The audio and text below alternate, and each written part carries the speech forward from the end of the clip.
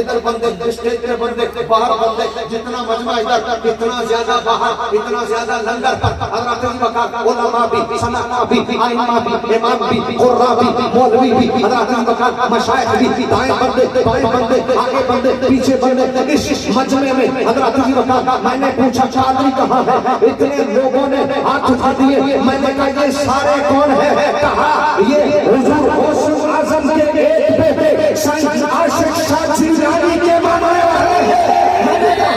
मैंने कहा अरे ये सैयद आशिक शाह जिलानी के मानने वाले एक बेटे के लिए मौजूद है तो मेरे होस्टा को एक बेटा तो नहीं है ना? इतने सारे कायनात के बेटे और आशिक वाला दिन पूछा जाएगा कादरी कहाँ है?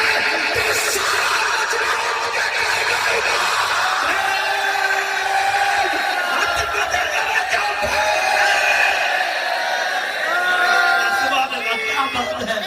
क्या बात है, सुभान अल्लाह।